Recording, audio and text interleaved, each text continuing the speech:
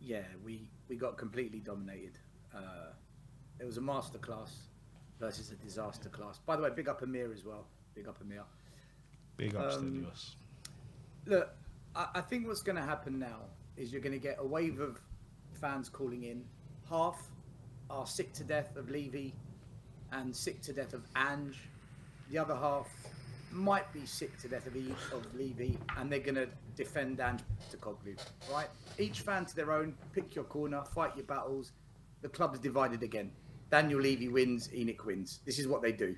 They split the fan base through decisions they make that impact the football club. We know ultimately this is down to the board.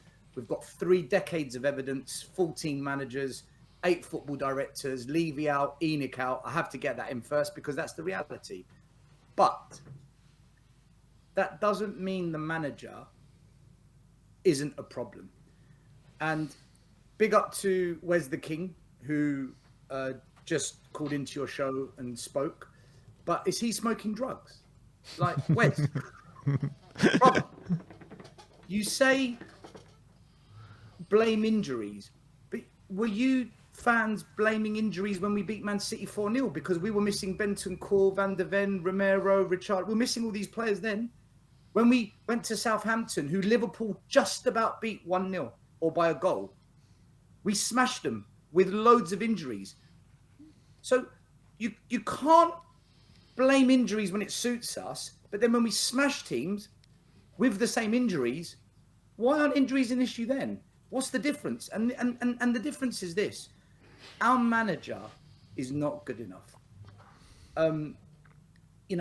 Saying that let Porro go. Why would you let a top-level right wing-back go? Because he's been overplayed by the manager, who had a year and a half to bring in Jed Spence, who had a year and a half to give an academy player a chance instead so Porro can have a break, who plays Porro in a system that doesn't suit inverted fullbacks. The inverted fullback system stinks. I don't want Porro to go anywhere. I want a manager that gets the best out of a bloody good right back, and Porro is a good right back. Attacking right back, should I say. You can't defend those, Stelios. You can't defend. Who can defend in our system, Emil? No, but, well, Nobody. Well done. You had it right. VDV tries his best. VDV tries his best. But, yeah, this system doesn't allow for any type of good defending. And I was asking Ben, does Ange even care about defending? Then don't blame Porro. You literally just said to me, Porro can't defend. I tell you who can defend, and now you're blaming the system. It's the system. It's not the players. Every single. But also, Stel, did you not think that Pedro Porro put in a lot better defensive displays last year than what we're seeing right now? Yeah, but this comes back to coaching. None of our players individually in a defensive unit have been coached better. Udogi's regressed. Romero's regressed. Dragusin looked terrible today at times. Porro's regressed. Every single even Van der Ven has had some bad games this season. Going forward, he's looked brilliant. Defensively, he hasn't. Every single defender at Spurs has regressed because we don't coach defending as much as attacking. We don't coach individual 1v1, 2v2 defending. I can see it. And for me, I don't want Porro to be blamed. The guy's knackered and he's playing in a system that doesn't work for him. And, when I hear fans say that this is Ange's way, but that's the problem. His way is the problem. We lose because of his way. There are some losses I don't blame Ange for. I fully blame the ball. I 100% blame Enoch and Levy. There are some losses I just look at the players and I say, your work ethic is unacceptable. Regardless of tactics, your work ethic is not the levels of any professional football player. But in general, I look at the tactics and I think it's the most unsustainable football in the Premier League. We've become a laughingstock. TV pundits, commentators, rival fans, they all say, and you hear them chuckle under their breath. They're like, 6-3 to Liverpool, but we're entertained, aren't we? It's become banter. This whole entertainment, we are being bantered by fans, by TV pundits. Even Ange is bantering. After we beat Man United in the Cup, he goes and does the post-match interview and goes, yeah, I bet you were entertained. Man, it cannot be like this. And for me, I don't want Ange here. and I've said it before on this show, and I say it on multiple shows. You know, I look at the first goal, Spence and Son. Spence starts running out to Trent Alexander-Arnold. Mid-run, he stops, looks at Son starting to run, and then what does Spence do? He tracks back and lets Son run over to Trent. Spence, keep running. You're already ahead of Son. Go and engage. Let Son tuck in. So there's confusion there, and that's a lack of coaching and a lack of Spence being given minutes. And because of that, the ball comes in and they score. How many times have I seen poor defensive decisions, poor defending moments that leads to goals? Sarr, Bissouma, Maddison, awful. Zero control of the game. The only shining light in the midfield today was Maddison, who scored the goal. And who's the first midfielder to get hooked? Maddison. Why does he keep doing that? Kulusevski, I expect more from you. Yes, you scored a goal. Well done, Kulu. But the game was over by then. If you're this amazing player that we praise you to be, these are the games you need to stand up. These are the games you need to make a name for yourself. And he keeps going missing in these games, just like Newcastle, just like Arsenal, just like Chelsea. And then, you know, that second goal, Szoboszlai receives the ball, edge of our box. There's three midfielders around him. None of them are shutting down. No one's marking him. He's got the freedom of the park. It's because of the way we are tactically set up. The third goal was Ange ball at its finest. I don't know if their wing-back was clearing the ball or he actually thought, let me turn and send it long. One long ball over the top, the entire team gets wiped out. Dragusin, I've said many a times, he can't play in a high line. I saw it in the Euros when he was playing for Romania. He got rinsed against Belgium in a high line. What does Ange do? Let's put him in a high line. It goes wrong. Salah gets the ball. And then he's got a choice of, shall I pass left? Shall I pass right? Shall I pass down the middle? 3 different options for an assist. Of course they score. So I'm watching this and I'm thinking, do Liverpool have better players than Spurs? Yeah. Have our players improved under Ange in terms of being coached better? No. Can Ange do something just to alleviate the pressure off of us and manage through these difficult times? Yeah, but he doesn't do it. Why are we so high up? Diaz, Jota, Gakpo, Salah, and we're playing high up. One ball over the top. Every game, down the flanks, acres of space because the fullbacks are too high up. It's absolutely kamikaze. You know, we've scored 13 goals. Sorry, we've let in 13 goals at home in the last 3 games and scored 10. There's been 28 goals in our last 4 games between us and the opposition. It is ridiculous. There is no control. There's no defensive nous. Attacking, I'm not too worried, actually. I think we've always got goals in us. But unfortunately, there's more to football than attacking. There's transition. There's defending. There's managing a game. And Ange only knows one way. And when I hear fans say, but this is who he is, that's the problem. Who he is the problem. He refuses to change it given the circumstances. If it's going wrong, Ange, you've got to change it. You've got to adjust.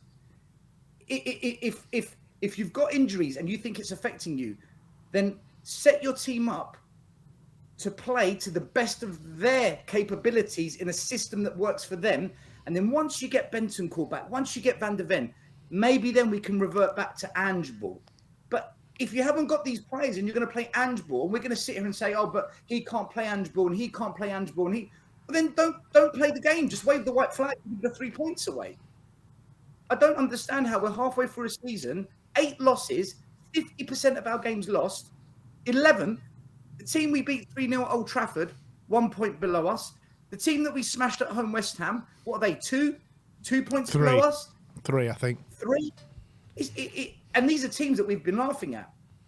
Fulham, Brighton, Nottingham Forest, Bournemouth. Are we saying they've got better squads than Spurs? Are we saying they are more ready for a Premier League campaign than Spurs? We've spent £350 million on 14 players. And do you know how many are injured? 3. Vicario, Van der Ven and Odegaard. The other 11, which is a starting 11, that's how many in a starting 11, 11 players. 11 of the 14 are not injured. Solanke, Gray, Bergvall, Maddison, Johnson, Dragusin, Veliz, who he chose to loan out. Phillips, who he chose to loan out and put Gray as the centre-back. Werner, Solomon, who he brought in, got injured, got rid of. Right? Most of his signings are not injured. So are we saying without Vicario, Van der Ven and Odegaard, his signings shut the club down? That's it. Out of the 14 signings, because 3 are injured, we cannot play. We can't win games. I'm sick of it, guys. And I'm sick of the excuses. And I'm sick of fans saying to me, this is progress. I want Levy out. I hate this chairman. I despise what ENIC have done to Tottenham Hotspur. 3 decades of this. I cannot hate these people with a passion any more than what I share with you guys. But that doesn't mean Ange isn't culpable as well. That doesn't mean another manager can't do better with this. So would you cut the cord now, Stelios? Would you cut the cord now? Would you cut the cord now with Ange right now? Yes. Yes, I don't want him at Spurs. I like him as a human being, right? When he speaks, I think you're humble. There's a good heart in you. You take pride in who you are, and you've got a real love for the game. And a lot of managers seem to respect you as a person. You never hear anyone slagging off or saying bad things about Ange in the community of managers. As a person, I really like him, but as a manager, I can't watch this. I think it's absolutely diabolical. But because we score lots of goals, and because once in a while we smash a team, Ange in, give him time. It's a project. All these excuses and all these, be patient. He spent more money than anyone in the top 10 other than Chelsea. He signed 14 players. And we have gone backwards, guys. We have regressed. Stel, where do you think the board are at with it at the moment? Obviously, the noise of ENIC and Levy out really growing and gathering momentum at the moment. We know that whenever that happens, the manager is the first one to really feel the heat of that and feel the, he ultimately gets sacked. Do you feel after that result, it could be the straw that breaks the camel's back, or do you think they'll keep persisting with it? No, I think they're going to keep persisting with it, because the protest today, I think there was about 200 people, maybe 250 at most. That's not going to do anything. In the stadium, it's more than we've had in the past, isn't it?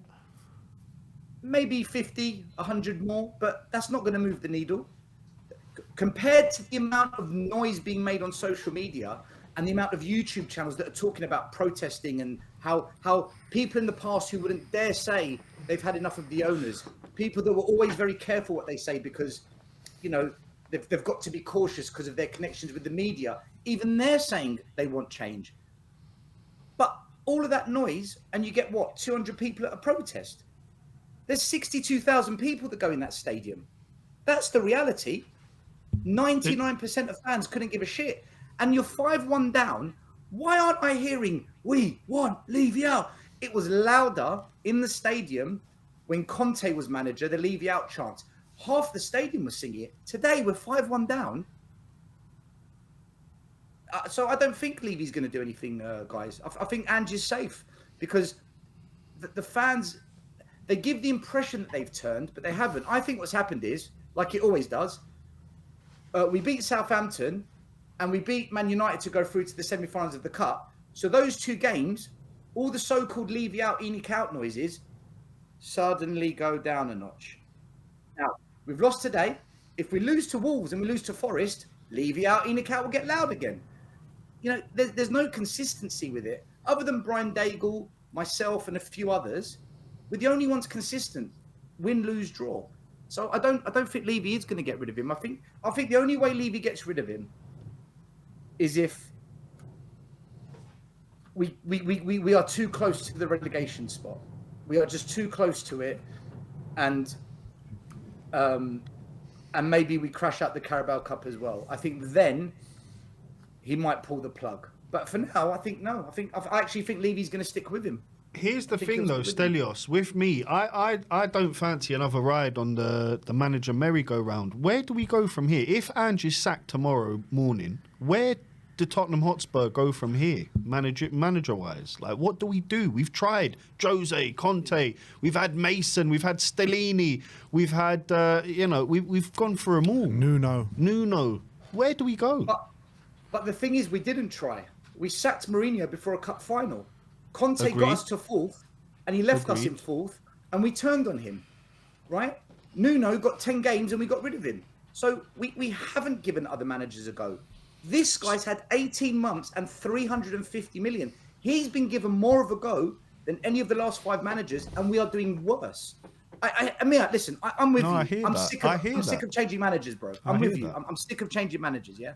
But the problem we've got ourselves into as a club is because we're sick of changing managers, we don't want to change Ange.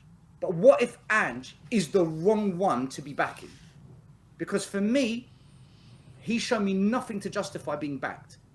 But because we're scared of who we bring in Wait next, a minute, who on Stelios. earth's I gonna think want that's to a go- little bit harsh, though. A little bit harsh. You're telling me City and Villa, the wins against City and Villa, don't give you a bit of optimism, like beating those teams by those scorelines. Conte beat Villa 4-0 at their ground, and Conte with a much worse team beat Man City 3-2 at their ground. Whoopie-doo. Are we going to go by 2 games out of how many have we played this season? 20, 25 games? 17 in the league, yeah. See, Amir, you're clinging on to the tiny minority of success and ignoring the overwhelming majority of failure. And I think that's a dangerous game to play. Because you're I'm not. clinging I'm on to saying hope. no, Stelios. I don't want you to get me wrong. I'm not saying that. I'm not happy at all with where we are in the league, with our performances, with dropping points, Ipswich, Bournemouth, Fulham, Palace, the list goes on, Brighton, the way we've just chucked games away, the way Ange hasn't tweaked things. But Yeah. my thing is, when Wes was speaking to me earlier, he said we're missing some top-class players in the squad. And I fully agree with that. I don't think the players we brought in are of the calibre to help us fight against your Liverpools, your Chelseas, etc. And I do think that you're right. Ange has been given a lot of money, but he hasn't been given the way Liverpool got Virgil and Alisson. He hasn't been given the big tools in his chest to go off and do something. He's been given Odebear. He's been given Werner. He's been given Lucas Bergvall. With all due respect, he looks like a fantastic young player, but he just came over from Sweden. Yeah, 18 years old. So my thing is, that, are you telling me that Ange Postecoglou has no say or no control over transfers? I'm not sure what goes on in those rooms, Stelios, to be honest with you. I thought he did, but given the things that he said recently, I don't think he has any control over the transfers, to be honest with you. So why do you want a manager in place that's got no control over transfers, who's going to be given these players that you don't think are good enough, and that's It's going to be the same under any manager, Exactly, Stelios. it'll be the same. It'll be the same under any manager. Poch got a whole window without anyone being bought for him. Right. So we know the problem is the owners, but then the question is, if we know this is going to be the same under any manager, surely you have a manager then that gets the best out of what he's got. Are you telling me Ange is getting the best out of what he's got then? No, I think to be where we are right now at this moment in time, 11th in the league, 3 points above 14th. In my opinion, it's an absolute disgrace.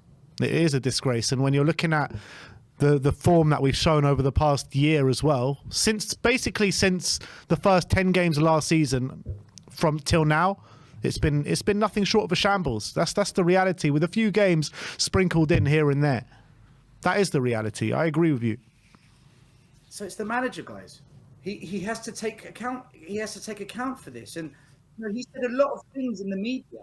Is he a liar? Does he mean it? Because it seems that when times are good, oh, but remember what Ange said. Do you remember what he told us? But when we lose, yeah, but he didn't mean that. It was Enoch. It was Levy. We can't keep doing this. When it suits us, Ange means what he says. When it doesn't suit us, oh, Ange was only saying it because he's just playing the media and Levy controls things. look, my take on it is exactly what I said when I came on your show a few days ago with Sim and yourself, Ben. I want Levy out. I want Enoch out. I want Lange gone, and I want Ange gone. The whole combination to me is the biggest con job ever at Spurs. I don't know where we go from here unless we get new owners. All I'm looking at now is I just want a manager who I know isn't going to do anything amazing at this club because he's up against it with this ownership. But I just want a manager that shows the same understanding and consideration for defensive play as attacking play. And a manager who, in certain moments of the game, isn't scared to adapt just to stabilize and get us over the line. Instead of, this is who we are, there's only one way we're going to play. You know, it was 5-2 and we scored the third goal. 5-2, and I think, was it Kulu that scored the third? Yeah, Kulu. Yeah, right. Kulu scored the third goal. And Gary Neville goes, oh my God, only at Tottenham or something like that. He goes, they're never going to change it. Solanke scored and they go, it'll never change at Spurs. And just told us, this is how he's going to play. He'll never change. And they kind of chuckled. Well, there you go. He's never going to change. You're losing. You're being dominated in midfield. This high line's getting exposed. We've got players that are being forced to play in a position that they don't need to play. You've got defensive frailties, comedy. In the first minute, Foster almost gave... Do you remember the first minute where he passed straight to them and they nearly scored? He chipped it. Yeah, he tried to chip the defender. After the previous game, why on earth would you allow your goalie to try and do that in the first 5-10 minutes? Surely as a manager, you say, right, that was a bit shaky the last game. We got away with it a little bit. No risky passes out from the back for the first 10-15 minutes because you know this lot are good. Go long and wide. Or if the man's free, far out wide, send it hard on the ground so no one can intercept it. What does he do? Ange ball. And it nearly cost us. It's stuff like that. So I cannot defend what I'm seeing. I've never turned on a manager, guys. I've never, ever turned on a manager. I backed Poch. I backed Mourinho. I backed Conte. When everyone wanted Conte out, I sat here saying, don't do it. Don't do it. We're going to regret it. This is the best manager we've ever had. We must back him with the players that he wants. Don't do this. And he ended up leaving. And the reason this time I'm fed up with this manager is because when Conte gave that infamous 10-minute rant, he told every fan how it really works at Spurs. They don't like playing under pressure here. This ownership, 20 years they win nothing. Why? The coaches, the players, the manager, he buried everyone. And he said, this entire club is broken. And it starts up there. So from that moment onwards, I said to myself, Conte's told us how it really works at Spurs now. We know. So any manager that comes in and accepts mediocrity from the board, accepts Timo Werner twice, I'm sorry, you're part of the problem because you've accepted Werner. And when you need someone to come off the bench and turn the game, that's what you've got. That's on you, Ange. The reality is still... You knew what you were walking into. The reality is, after hiring Jose and after hiring Conte, the only guys that they're going to bring in is people that are going to be able to work and want to work within their parameters. That's the reality. Okay, let me ask you two a question, Amir and Ben, right? And then I'll wrap it up because I can see there's loads of people that want to come on. I don't want to take up everyone's time. Also, I'm about to burn my chicken that I'm cooking in the oven. So don't want that to happen still. No, I don't need a fire in the house. Do you believe a manager like Areola or a manager like Silva at Fulham, do you think they can do better with the resources and the players that have come into this club in the last 18 months? Do you think they set us up tactically and manage games better than what you're seeing from Ange? Personally, yes, I do. I think they can do a better job. And I think Marco Silva, I've always said if he was to go, Ange, Iraola would probably be my first choice. But you know what? I love the work that Marco Silva does, and he's very tactically flexible as well. I think both of them will probably do better jobs and can get a better consistent tune out than Postecoglou. That's what I think. Yeah, I was going to say possibly as well, which is it's very frustrating for me to even think about that. But it's you can do it, Amir. You can do it. Nah, look, do you know what it is, Stelios? The position that we are as a fan base now, it's exactly as you described. Levy's got us right where he wants us, where we're all bickering between ourselves. Oh, are you Anjin? Are you Anjo? Oh, That's why I don't really want to focus on the manager. That's why I think the focus should be just there, just that Levy and ENIC. Yeah, that's forget the manager, because I think the same thing will go on year after year, manager after manager. That's where I'm at. The only probably manager in world football that I think could hold Levy like that is Zizou. That's the only man that I can think of that could do that. But he ain't going to come to Tottenham anyway. You know, he Champions League winner. He's not going to come to Tottenham Hotspur. So for me, Stelios, I think all the energy, all the kind of anger, frustration that we have as Spurs fans should be aimed at that hierarchy now. Forget about Ange, forget about the players, this performance, bad performance, good performance. Aim all our frustration at them and see what happens. I fully agree, bro. I fully agree. I just look at these tactics and I just know it can be much better than what I'm seeing. I get that. I can't let Ange just suddenly get a free card because we know Levy's the problem when he's not doing the best that he should be doing as a manager.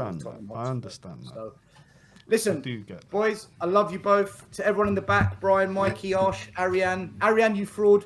Just you wait when we go back to back in the debate. I love Ariane, by the way. Love Ariane. And everyone watching this show, I wish you all a Merry Christmas. Have a festive period with your families and stay safe. See you later, Merry Christmas, Stel. Have a Merry Christmas. Happy New Year.